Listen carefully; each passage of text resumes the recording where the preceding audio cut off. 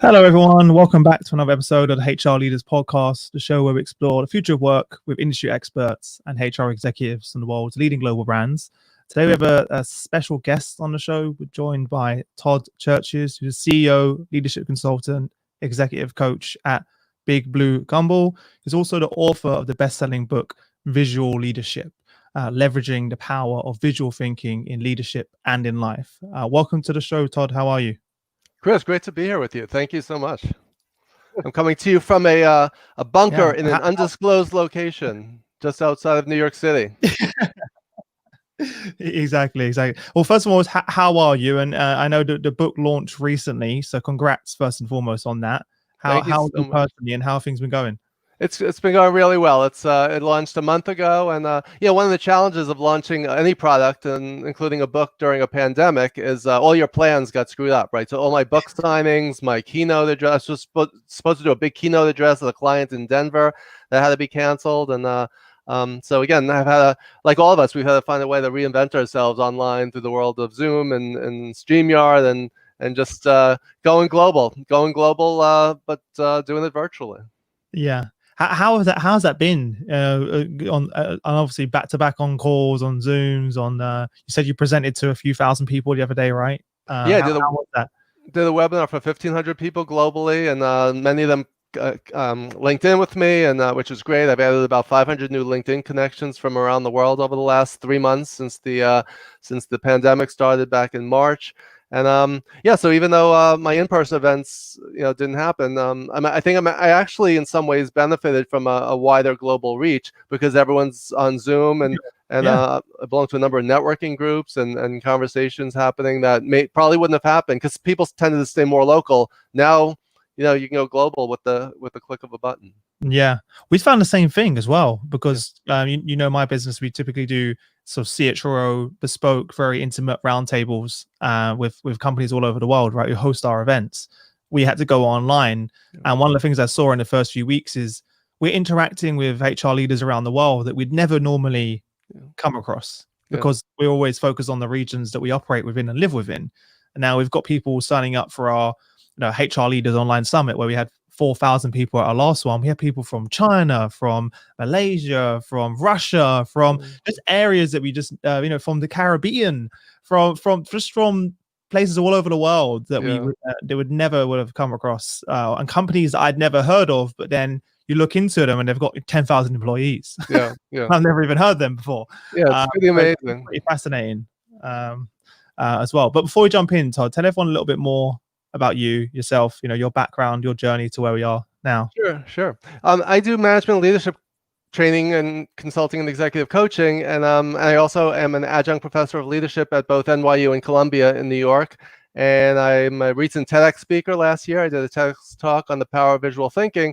And what's interesting is most people, especially my students, assume I have a business background, but I actually I have a bachelor's degree in English literature with a concentration in Shakespeare and poetry. So I have a very unconventional kind of background, but I kind of try to bring the humanities and the arts into management, the world of management and leadership. So I remember my father saying when I was majoring in Shakespeare and poetry, he's like, "What are you gonna do? Walk around quoting Shakespeare all the time? How are you gonna make a living?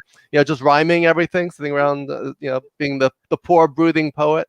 But being an English literature major, it was interesting and I do a lot of work around storytelling and the use of metaphor. We'll talk more about that shortly in relation to my book. But a big part of communication is using metaphor and analogy, telling stories, thinking of each, as from leadership perspective, each leader is the protagonist or the lead character, and we are all the lead character in our life story, right? So our stories have beginnings, middles, and ends. There's victims, villains, and heroes. So what's interesting is a lot of the concepts from being an English major and reading novels and poetry, I'm able to bring into my current work. So it's helped me be a better writer, more empathetic as a leader. So a lot of benefits from having that kind of background that people may not anticipate, at first glance. Yeah. Where did this concept of visual leadership come from? Because I know the origin stories, which I think is pretty cool. So tell everyone a bit more about that, and then describe to us what is visual leadership. Sure, sure. I talk about it in my TED talk very briefly, but basically, as a kid, when people say, "What do you want to be when you grow up?" I wanted to be Superman. I was obsessed with Superman. I always say I take my mother's, dish towels or whatever or sheets and make a cape out of it. I was always flying around the house, right? So I always wanted to be Superman, and then I got into Batman. So my backup, as we know as Backup HR plan. as we know as HR professionals, you need a career backup just in case your first one. So my backup plan was to be Batman if Superman didn't work out as a career. So what's interesting is someone mentioned recently, in a way, you are kind of a combination of Superman and Batman in your coaching. Superman, you talk really fast. I'll try to slow down a little bit, but so super speed in terms of my talking, so a little super strengths in certain areas, but instead of X-ray vision, I have visual thinking as my superpower. And in terms of Batman, my utility belt is filled with all of my coaching tools, right? So in a way, a little bit of a combination of both of those. So, but my dream from a young age was to work in the TV industry in some capacity. So I packed up I grew up in New York City, and then I moved to Los Angeles to look for a job in the TV industry. And I had a number of temporary jobs. I was an intern. I had some really bad temp jobs. I worked as a bouncer in a club. That's a whole other story. Until one night I got punched in the face and got my glasses broken. That kind of ended my bouncing career. But I made a lot of life and work experiences until I finally got into the TV industry. But like a lot of things, unfortunately, it wasn't all it was cracked up to be. I had so many horrible bosses. Just we have the Harvey Weinsteins of the world, right? So many abusive, horrible, egocentric, egotistical bosses. It's all that industry, like Wall Street and certain other industries, was all about power and control and ego and money. Didn't really fit my values. I didn't really fit in there. But the good thing about it, I had so many horrible bosses that it eventually led me to my career in management leadership consulting, trying to change the world by helping people become better leaders. Mm-hmm. Yeah. And didn't you move from that into sort of the entertainment side as well? Yeah, I was in the TV industry in a number of capacities. And then when I left television, I got a job. My friend was working for a theme park design company. So I got a job working for a theme park company. And I took a job as a project coordinator just because I had those kinds of skills and I just needed a job. And the project manager was moved on to another project. And they said, "Oh, you're now the project manager." And I had no idea how to manage a project. And they said, "Oh, by the way, you need to go to China to oversee the installation." I'm like, at that time, I did not have a passport. I had never been out of the United States. I was terrified of flying. And they're putting me on a plane and shipping me to Shenzhen, China, which I didn't even know where it was on the map, but it's right across the border from Hong Kong. So we manufactured these life-size robotic animal figures like you would see in a theme park at Disneyland or Universal Studios. So we manufactured them in LA, shipped them by shipping container across the Pacific Ocean to China. I got there with 2 crew members, an engineer and a technician, to install them. But all the people at the theme park no one spoke English at all, including the translator. The translator spoke no English, so that doesn't really help. The translator didn't speak English. Good translator. Exactly, yeah. So basically we had to get this installation done, and what I did was we needed tools. We basically got it done through drawing. I actually took out pieces of paper, envelopes, whatever I had, and started sketching things out. So if we needed a hammer or a tape measure, even though I really couldn't draw, I wasn't really an artist, I sketched things out and I pointed. So I don't know if you guys have in the UK the games Pictionary and Charades, but that's basically what I was doing. You did that to build everything. Yeah. So I basically drew pictures, and when we pointed, and we got it done. So there was a light bulb that went off and said, if we can't, one way to communicate across cultures and other barriers is to use visual thinking. Drawing is just one of them. Body language is another, and we'll talk more about how I came up with the visual leadership concept. But in a nutshell, that's basically the origin story of how I transitioned from my English literature type background to the entertainment industry, and I eventually got a job in management and leadership consulting field when I moved back to New York after 10 years in Los Angeles. And I applied, that was my unique kind of approach, was to apply what I learned from the entertainment industry into the world of management leadership training and consulting. Yeah. Well, I'm sorry to make you go forward that again. Could you explain that to me before the call, right? But for everyone listening, I really wanted to give them the background, the origin story, because I thought that was pretty cool. And it's kind of shaped who you are and where you are right now, right? Yeah. As well. Why the book, right? Because we spoke about this before. There's like Ivan knows, my producer who's listening right now. We probably get about 20 to 30 emails a day with people saying, "I've just released a new book around leadership. Would love to come on the show." there's so many books and Yeah. incredible books in this category of leadership. And what intrigued me is that no one's really come to me saying, Chris, here's a book around visual leadership. And that really stood out to me, especially as a visual person myself, in terms of the way I learn as well. What was the inspiration behind that? And before we get to that, how do you describe to someone what visual leadership is? Visual leadership, as you could see on the screen, if you're looking at it, or if not, picture the word visual leadership spelled as, instead of two words, one word with a single L unifying them. And the concept of visual leadership is that as a leader, your vision is inseparable from who you are and how you lead, right? Your view of the world. When we talk about leadership, we talk about so-and-so being a visionary leader, right? An Elon Musk or a Steve Jobs, right? We talk about what is your leadership vision, right? What does it mean to have a vision? It means to have a picture, right? Literally a picture in your mind's eye of the future, a picture of the future different from and better than the current, right? So if you talk about a vision as a leader, one, formulate a clear and compelling vision, and the other is to communicate it and get it out there into the world to make that vision a reality through and with other people, right? You can't do it all yourself. Even if you're a solopreneur, you still need to rely on other people, right? So one of my mantras is, how do you get people to see what you're saying? How do you get an idea out of your head into someone else? And that's the foundation of visual leadership. It's about using a variety of different visual thinking-based tools, tips, and techniques that we'll talk about shortly to get that vision out there into the world. So you already been doing this work for a while. When did the point become, say, I need to put this in a book? Yeah, so basically, when I moved back from LA, I got a job for one of the United States' leading training companies, and the irony is, it was the most mismatched. It was a management company that was the worst managed company I'd ever seen in my life, and I had seen a lot of them. It was just a toxic, dysfunctional environment. They're still around, and they're much better today. So I don't want anyone bashing them today, but at the time, they were going through management turnover. There was a lot of dysfunction. There was a lot of infighting, and I realized that. And I was hired to revamp their mini MBA program. They had a 4-week, 5 days each session leadership program, and I was always, I just have to say it, even though I talk fast and loud because I'm from New York, I'm an extreme introvert. I'm an introvert, bookworm, nerd. So I was always one of these back of the rooms, behind the scenes kind of guys. I never in a million years thought I would be out there front and center, even talking to someone like you on a podcast like this. I was overseeing a program one time in Hilton Head, South Carolina, and the facilitator didn't show up. He got sick and missed his flight. So we were there with 12 CEOs. We had to deliver this leadership training. I called back to my boss in New York, and I said, what do I do? He said, well, we have two choices. We either cancel it and be completely humiliated, have to refund all this money to all the 12 CEOs who showed up, or you're going to have to do the course. Swing it. And he said, you know all the content inside and out. What's the problem? Like, what's the problem? I can't even speak to one person. I'm supposed to get up in front of 12 CEOs. And you know what? I did it, and I didn't know the content, and I basically told them the situation, and they were very empathetic, and we worked together and got through that first day. The instructor got there the second day. And to be honest, I was a little disappointed because I didn't hate it as much as I thought I would, and I wasn't as bad as I thought I was going to be. And I kind of got the bug of, maybe there's a seed here.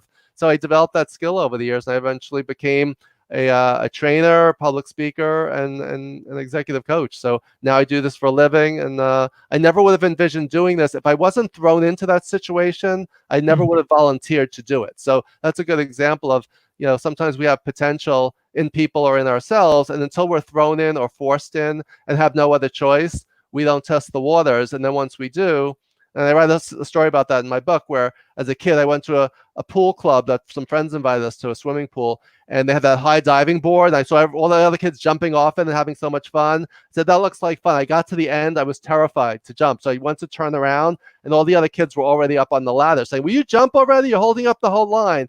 And they had no choice but to jump. After that, I spent the rest of the day just diving off that high diving board. So it's like, again, sometimes we're just thrown into a situation and we have to force ourselves out of our comfort zone. And then we do, and we say, hey, wow, try something different. And this is kind of cool. They're normally the most, groundbreaking moments, right? Yeah. As well, just so scary at the time, but now kind of you got to lean into that. Yeah. Now, whenever I'm kind of feeling a little bit fearful and anxious, normally it's the right thing to do. It means I'm going the right direction. Because if you stay just within your comfort zone, nothing much happens. I always say to the team, we need to seek discomfort. Yeah. That's you don't grow. Yeah. Yeah. How do we get an idea out of your head into someone else's so that they can see what you're saying? Talking about visual leadership, because Yeah. that's something which is a big challenge. Yeah. Right, for all I, leaders. Yeah, it doesn't matter whatever role you have. I mean, whether you're trying to get a child to do something, a parent to do something, a client, right? It's all about influence, right? It's all about how do you convince someone, get their buy-in. And if they don't see it, if they don't see what you're saying, it's very hard to get them to say, hey, I agree with that, or let's do it, right? So I break it down to 4 different categories. So I talk about it as the first category is using visual imagery and drawing. So basically pictures, whether you use a PowerPoint slide or image from a magazine or you sketch something out, that's category 1 is visual imagery. Category 2 is the use of mental models and frameworks. That could be an org chart, right? If you think about that as an HR person, your org chart is a visual model of representation of the reality of who reports to who and who has what jobs, right? So process diagrams and maps. Maps are an example of a mental model, right? A map of London or a map of the New York subway system is going to help you get around by conceptualizing what the physical reality is, right? So that's category 2. Category 3 is the use of metaphor and analogy, comparing one thing to something else, right? So if I use a baseball analogy with someone from the UK, it may not resonate. A soccer/football analogy may go over better, right? So thinking of metaphors and analogies that resonate with your audience is key, because a good analogy will create clarity. A bad one will actually cause more confusion, right? So that's metaphor analogy. And the 4th category is storytelling, and you get extra points if you combine storytelling with humor. And I'm not talking about jokes. I'm talking about finding the humor in everyday life and in everyday work. So those are the 4 categories. They're not mutually exclusive. When used in combination, you could have a visual image that's accompanied by a story. You could have a mental model where you use a metaphor to explain it, right? So you could use these all in combination. But if you break it down to these 4 categories, it kind of gives you a menu of options from which to choose. So that's kind of how I break it down. And the first 2, the imagery and the models, are more tangible because those are things that we typically see with the physical eye. Storytelling and metaphor are more intangible because those could be communicated verbally without any pictures, right? So if you're listening to this podcast in an auditory way, just the sound without any images, you're processing, you may be hearing these stories and picturing them in your mind's eye, Yes. just as if you were listening to something on the radio versus watching something on television. Yeah, I used to use a lot of those techniques when I was in sales. Yeah. Imagine yourself driving down the road with the rooftop down in that new car, Exactly. right? Yeah. Knowing that the client on the other side is like thinking about the wind in your hair. How would that make you feel? And then and then sort of mixing the feelings and emotions with the visual as well is super powerful. Exactly. Yeah, because a lot of salespeople, you may try to sell someone a car based on how many horsepower and how fast in the engine and all the technical stuff.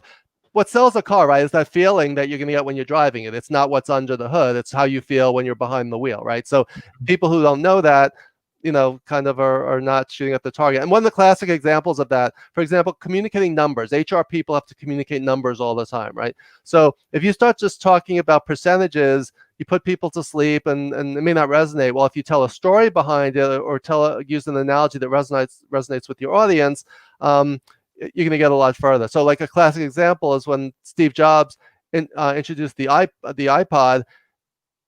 Instead of saying this holds 5 gigabytes of data, means nothing. If you say this holds 1,000 songs in your pocket, that's amazing, right? My whole CD collection can fit on that little thing. That's unbelievable. Who cares about how many gigs it holds? It's the carrying your music around with you is what sells the product, right? So that's like a classic example of how you could translate statistics and data into language and imagery that's meaningful to your audience.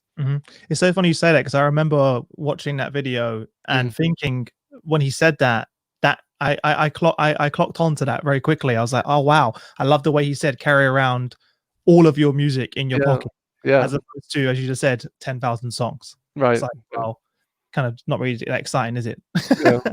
As well, and they've been really good at doing that ever since. And now a lot of companies have clocked on to that, like Samsung and like a lot of the other companies are using the similar presentation style. Yeah, if it works, people pick up and people try to model what works. Yeah. Exactly. One of the things that stood out to me as well when speaking with you last time is that most leaders that I've spoken to certainly don't talk about visual communication as part of their leadership toolbox. Is that something you find when you speak to other CEOs around the world? Yeah, what's interesting is I was doing a workshop on storytelling for a group of CEOs, about 20 CEOs, and one of the CEOs said, I hate storytelling. I'm terrible at storytelling. I said, why do you say that? And he told this great story about how horrible he was at storytelling, right? Without even realizing.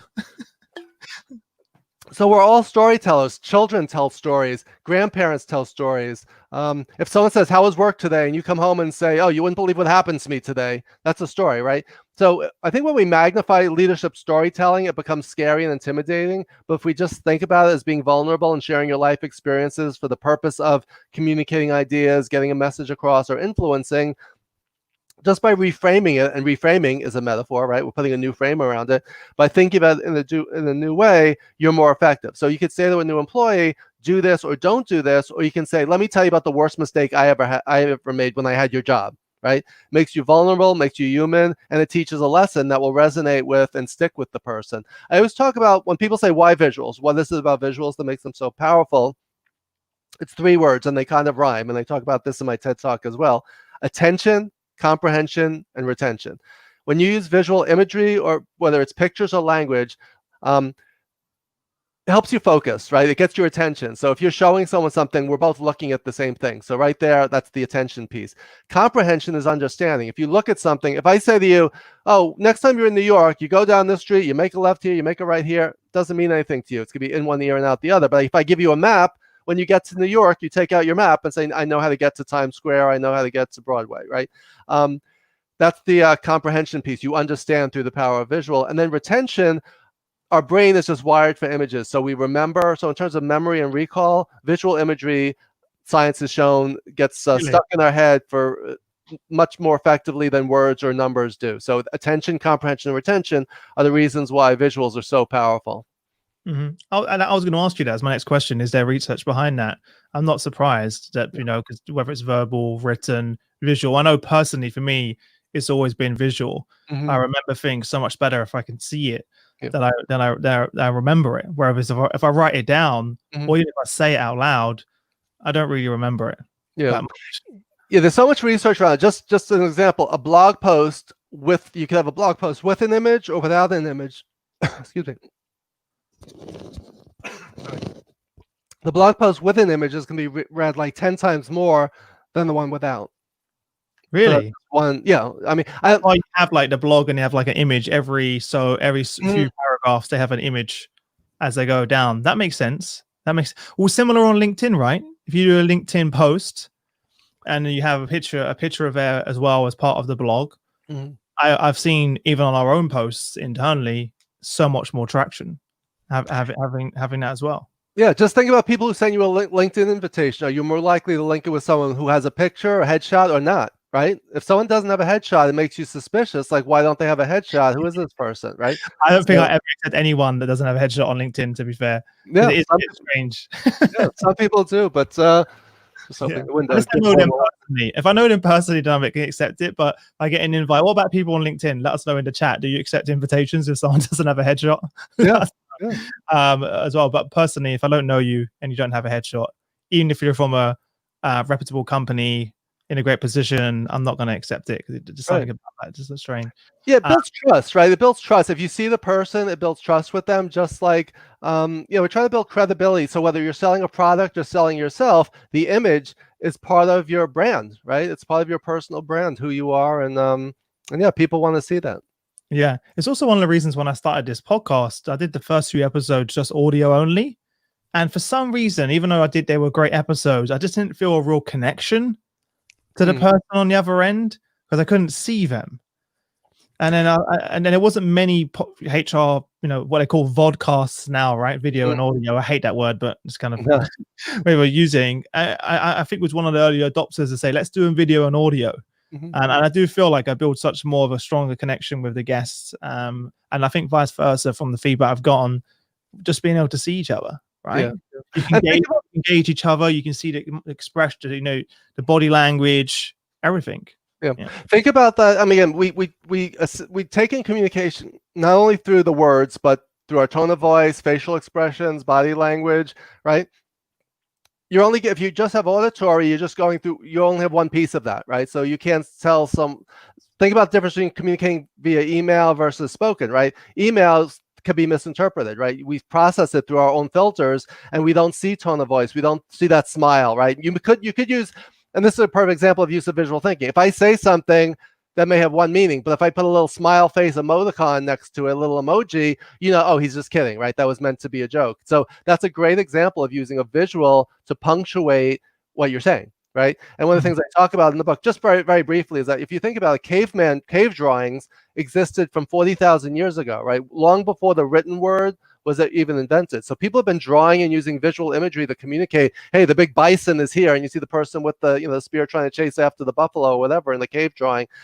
That existed long before even Egyptian hieroglyphics, right? So, and Egyptian hieroglyphics are basically pictograms that evolved into our current alphabet. And then today we use emojis and emoticons, right? So if you think about a heart, right? If you send someone a heart, meaning I like it or I love you, the heart is a metaphor, right? It's a visual metaphor. Our human heart in our body does not look like a Valentine, right? It's not. And if you gave someone a human heart as a Valentine, I don't think it would go over too well with your wife or significant other, right? So it's that symbol of what that idea represents, and that heart is a universal symbol for love and passion, and I like this, right? So we communicate visually in symbols just as well as we do with hand gestures and other ways to communicate. One of the stories I talk about in my book is I was at a restaurant and I needed Americans, as you know, use a lot of ice in our drinks, right? So, and I know in the UK, I noticed that. Yeah, that's a thing, isn't it? When I was in London, I asked for ice. They gave me one single cube, and I'm like, "Are you kidding me?" So, and then I asked for, "Can I have a full glass of ice?" They brought me 2 cubes. So I don't know. I would have paid, an extra couple of pounds for an ice cube.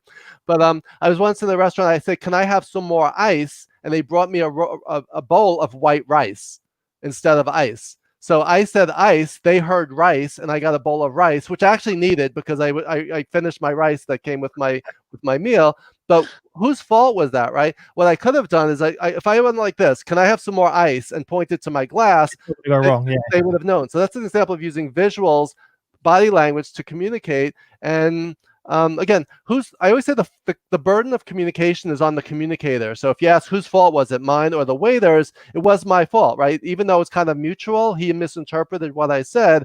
I could have done something better to improve that communication, and using hand gestures is a great way to communicate visually to get your idea across. What about culturally, right? Because I've got friends who from, for example, Latin America, who speak a lot with their hands. Yeah. And they're very visual communicators. As well. Have you done some research around that? I haven't done the research, but in this anecdotal evidence, again, when we use some cultures are more animated, use your hands more often. But if I said, if you were talking about something in meters or centimeters versus inches, right? Sometimes you might say, oh, it was about this big, right? If I held my hands up, it doesn't matter what metric you're using, right? You could say it's about this long or whatever, right?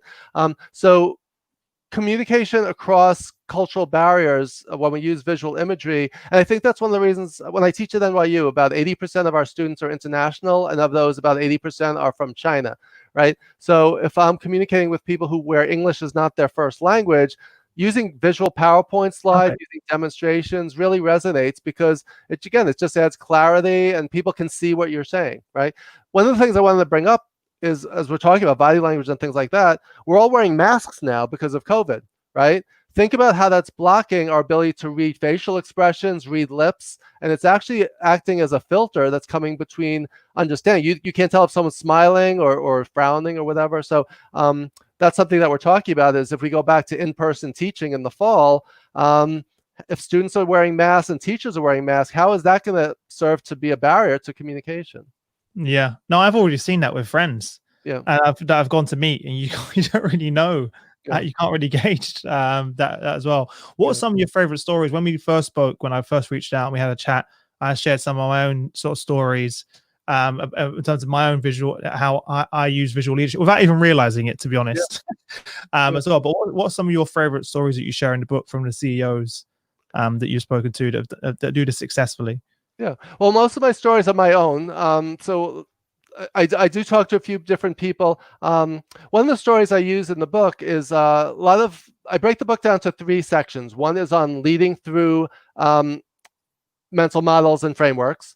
One is leading through metaphor, and the other is leading through storytelling. So I kind of break it down, and all of them have imagery throughout. So my book is all in full color, and each chapter has a visual image, either a model or some kind of imagery. So one example was when I was growing up, I call it yellow ball leadership. When I was a kid growing up, I would take 3 balls, a red ball, blue ball, and yellow ball, and throw it to my dog and say, Coco, that's not her real name. I changed her name to protect her anonymity in the book. So I said, Coco, go get the yellow ball. And she'd bring back the yellow ball. And people would be like, wow, that's so amazing. How'd you train her to do that? Well, when I threw the 3 balls, she always brought back the yellow ball for whatever reason. She just liked the yellow ball better, right? So one of the metaphors there is, are you setting your people up for success? Are you learning what motivates them, what they like and what they prefer? If you give them 3 tasks to do, what's the equivalent of the yellow ball, the one that they're always going to gravitate towards? Because if they do, if someone has a passion and a purpose and an interest and a skill, they're going to gravitate towards that. Now, sometimes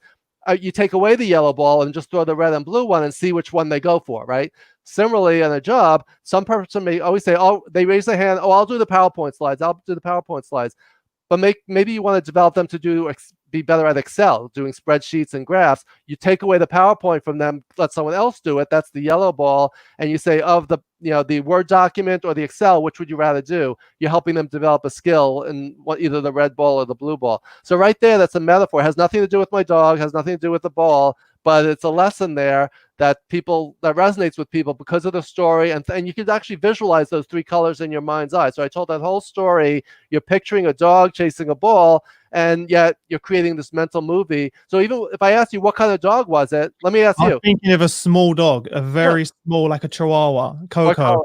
What color? Like a light brown. Yeah, right. So just from its name, you formulate a visual image in your mind's eye, right? So it's interesting and great. So you may picture a Chihuahua, someone else may picture a poodle, right? But we create a mental movie in our mind, and sometimes you could be 100% right. I can say, hey, you're right. That's exactly what she was. Or I could say she was a little white poodle, and you're thinking of brown Chihuahua, and you're thinking, why'd you name her Coco if she's a white poodle, right? So that's a whole other conversation. But that's a perfect example in just one story, and it used metaphor, it used storytelling, it used color, it used animal imagery. It was something that anyone could relate to because we all, right? So it was universal in its message. So that's just in one 2-minute story. And I may ask you, let me ask you, what did you take from that story, Chris? What could you take and apply in your life or your work? One of the things I thought was getting people out of their comfort zone, because normally we all run for the yellow ball, right? Yeah. Because it's something we're comfortable with. We know we can do it. It's safe, as well. Whereas taking that away and getting them to chase the other 2 balls is going to stretch them, grow them, develop new skills. So that was the first thing. That's great. That's great from it. That's great. There's no wrong answer, right? And then I would say to you, so based on that, what's one change you could make or one thing you could do differently that will help you set people up for success so that they're not always chasing the yellow ball, right? So we can have a whole conversation on that. So that's a perfect example of using metaphor and analogy. Another metaphor similar is, I asked, what is your leadership weather report?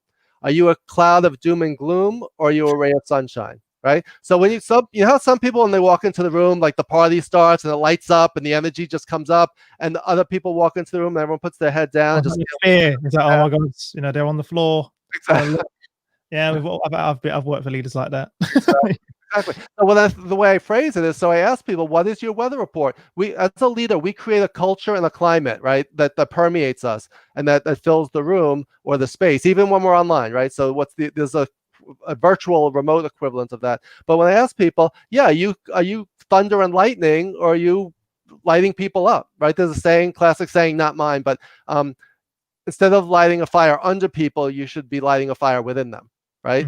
So you can kind of build compliance and cooperation, but are you getting commitment, right? You could, in the short term, you can get someone to do something, but is that sustainable over the long term, right? So again, that metaphor of fire, and now the second example, and thinking about your weather report, say, sometimes if I walk in, years ago when I worked for a TV network out in LA, I'd say good morning to my boss. Oh, good morning. And I won't mention her name. And she'd say, oh, what's good about it? Another day in this hellhole. So it's great. That's what you need in the morning. So if your boss starts out with that attitude, imagine how your day is going to be. And it usually went progressively downhill from there. So. Yeah. Can you talk about the 3 E's? Yeah, the 3 E's are educate, engage, and excite. So in any communication or any interaction, you want to think about educate. What do you want people to know and learn?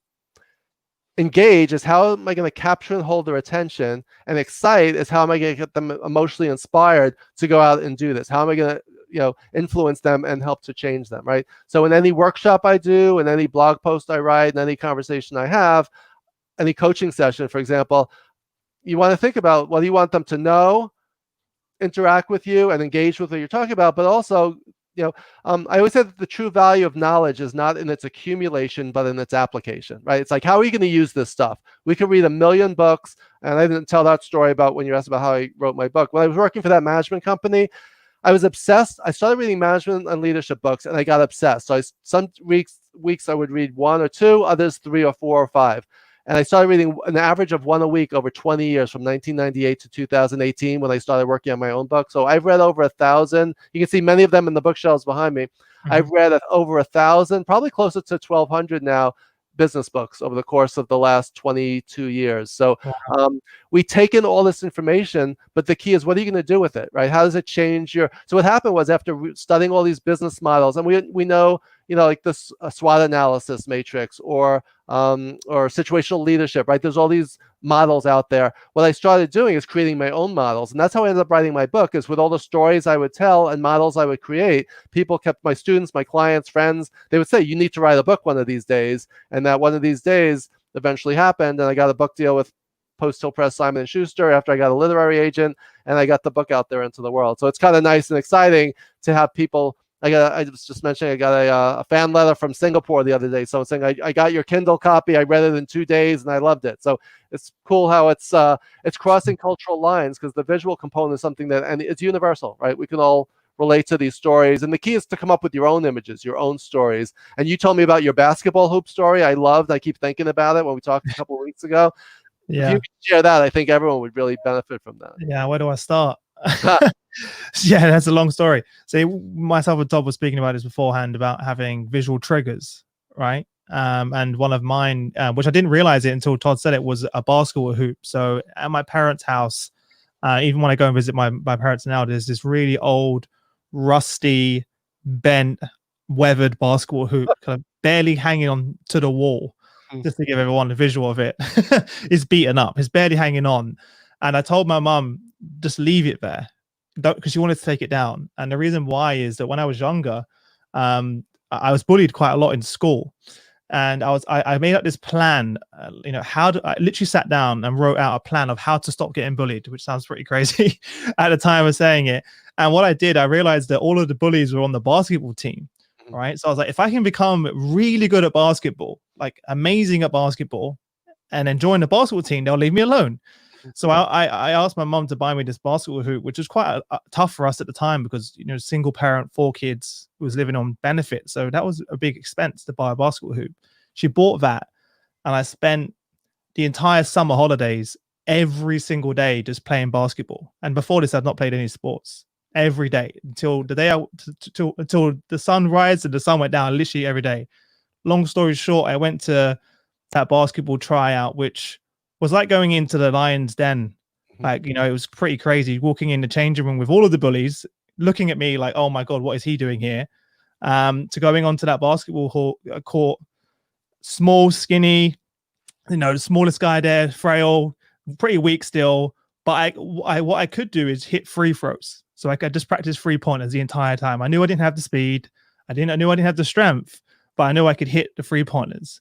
And I got through the trials barely, made the team, and the plan worked. I became one of the most successful basketball players in school. And then from that day onwards, I realized that, learning was my new superpower. Like, I could be and do anything as long as I'm willing to put hard work in and learn and develop. So, and then it became skateboarding, then ice hockey, then table tennis, then sales. I took the same approach in sales. But for me, every time I go to visit my parents and I see that basketball hoop hanging off the side, for me, it just makes me smile, and it brings back all those memories of that's where it all started. I wouldn't even be doing this podcast without that, because I use the same sort of process of, if I need to be good at something, I'm going to have to fall on my face a lot of times, fail, get cuts and bruises along the way. Yeah. But that's okay. So, and Todd said to me, Chris, you need to take a photo of that. Yeah. Frame it and have it in your wall in your house. And I'm going to do that next time I go to my parents. I'm going to That's do great. that. So we can all picture that image in our mind's eye, but you're the only one who's actually seen it with your physical eye, right? So your And the picture of feeling that it. comes with it as well, right? The Yeah. emotions that come back it's crazy.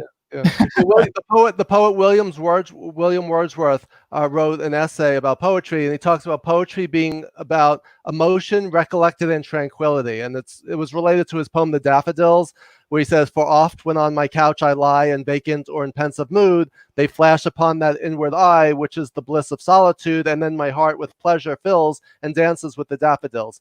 See, my poetry major coming in handy.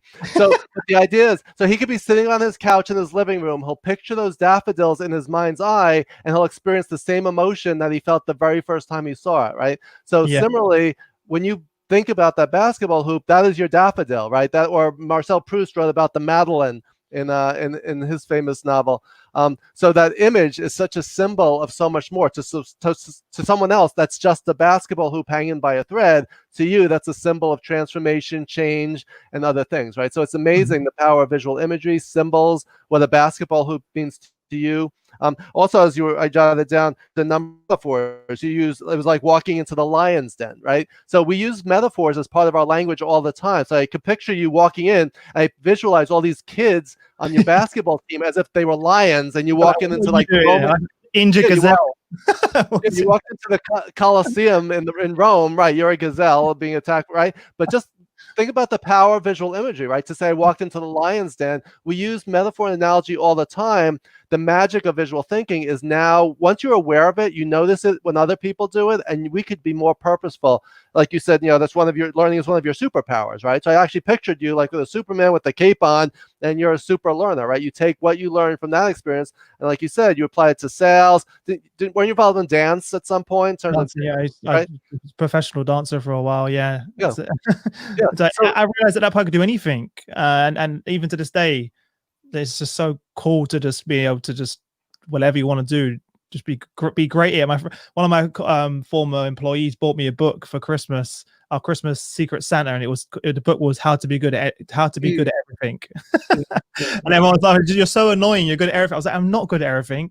It's just I'm willing to go through the process of being terrible at something, and I love that journey. If anything, for me, I get upset when I get good at things, if that makes any sense, because it's the journey of getting there, which is what I love, not the end goal. Yeah. Some people enjoy the journey more than the destination. And one of the metaphors I use in the book and in my classes is that of the leadership journey, right? So there's an image I use. I'm going to describe it. It's you're from the inside of a car. You see a windshield, a rear view mirror, and the steering wheel and dashboard, right? So the windshield represents the future, right? That's the road ahead. We can only see the future for as far as the eye can see. We don't know what's over the horizon. So that's the windshield and the road ahead. The rear view mirror represents where we came from, our background, our baggage, our culture, our learning, our successes, but also our failures. And the mirror also represents taking the time to pull over and looking in the mirror literally to reflect, right? We need to sometimes, whether it's through journaling or meditation, we need to look at ourselves in the mirror and say who we are, how we are, what do I need to change? Also, what am I good at, right? Pats on the back. And the dashboard represents how do you measure success, right? In HR, we have a variety of different metrics that we use to gauge the success of an organization, right?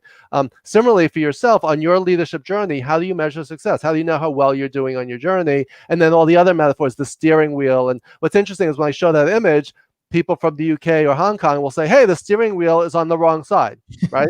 So that shows visually. So visually for Americans, it's like you wouldn't even think about that, right? But if we put ourselves in the shoes or in the driver's seat of someone else, we realize that not everyone's in the same seat, right? Sometimes as a driver, you need to have your hands on the wheel as a leader. Sometimes when do you move over to the passenger seat and just navigate and let someone else drive? And when do you sit in the back seat and say, you know what, you navigate, you drive, and I'm just going to come along for the ride. So there's a saying, you need to lead, follow, or get out of the way. The best leaders know when to do which, right? Sometimes you need to step up front. Sometimes you step aside, let someone else lead, like geese flying in a V formation. That lead goose sometimes should drop back and let another goose come up and lead that V formation, right? So there's so many metaphors and analogies from nature, from driving, from whatever. If we look for them, if we're aware of it, we'll find them. And then you find that image or that metaphor that resonates with your audience, and you can have a tremendous impact. Love it. Well, we can talk about this forever, Todd. Yes. We definitely can. There's no shortage of metaphors, analogies, and No, stories. And that's everyone the has a great thing story, about it. right? Yeah, Yeah, everyone never has a does. story, and I didn't even realize that story meant so much to me until you said it.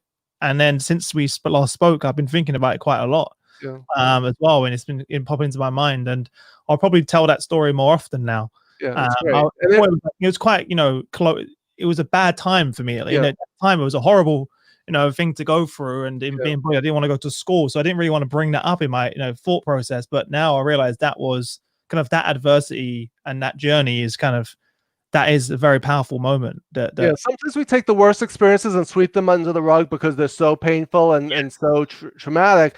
And yet, if we recognize the fact that our resilience in overcoming it, it'll help us overcome other things in the future. So, like that story you told me when we first spoke a couple of weeks ago, I just installed a basketball hoop in my driveway here, and it keeps coming back to me. I'm shooting free throws or whatever, and you pop into my head, and that story pops into my head. And like that's the power of leadership storytelling: is a story will stay with people and resonate and impact them and influence them in a way that facts and figures just don't. Yeah. That's the power of visual leadership in action. Well, look, Todd, before I let you go, if there's sort of one parting piece of guidance to everyone, what would that be? And then where's the best place for people to connect with you and grab a copy of the book? Sure. The best place to catch a copy of the book, I'll start with that, is on Amazon or wherever you buy books. So it's Amazon US, UK, wherever it is. So it's very exciting. It's hardcover or Kindle. My brand new website is going to be launching within the next week or two, and it's toddcherches.com. So my company is called BigBlueGumball. And Big Blue Gumball is a metaphor that represents the world. To us, the world is like a big blue gumball, however you want to see it. So we still have that website, but I just am going to be launching my toddcherches.com website for my speaking and for my book. And you can check, it's live now. So if you want to check it out, toddcherches.com, and it's CHERCHES. And parting thoughts, there's a quote from Marcel Proust that I use in my book and my TED Talk, and it resonates with me, where he says that the real voyage of discovery is not in seeking new lands, but in seeing with new eyes. And I think if we leave here today just seeing the world with new eyes and saying, how could I use imagery? How could I draw? How could I use models and metaphors? How can I use stories? And how could I use humor? You're going to be a more effective leader by using all of these different methods rather than just trying to use facts and figures to motivate and to inspire. Fantastic. Well, look, thank you so much for joining. It was a real pleasure having you on the show, truly. And for everyone over on LinkedIn, thank you for joining us. Sorry that we didn't get around to answering your questions. We were so engrossed in the conversation. Yeah. I'll ask Todd to come over to LinkedIn when he gets a minute to check out your questions. I'm sure he'll reply to you. I'll be happy to. Over there. And obviously make sure you connect with Todd on LinkedIn as well to stay up to date with his work and his posts as well. But apart from that, Todd, I'll let you go and look forward to chatting again soon. Okay. This was great. Thank you for having me, Chris. Greatly appreciate it. No problem. See you later. Thanks. Bye. Bye.